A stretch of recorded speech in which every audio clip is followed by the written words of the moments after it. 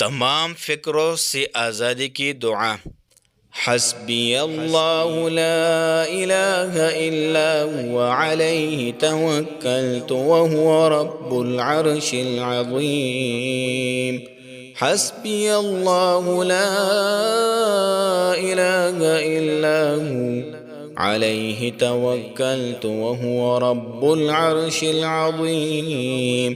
हस्बी अल्लाहु ला इलाहा इल्ला हुवा अलैहि तवक्कलतु व हुवा रब्बुल अर्शिल अज़ीम। हस्बी अल्लाहु ला इलाहा इल्ला हुवा अलैहि तवक्कलतु व हुवा रब्बुल अर्शिल अज़ीम। मुझे अल्लाह ही काफ़ी है, इसके सिवा कोई माबूद नहीं।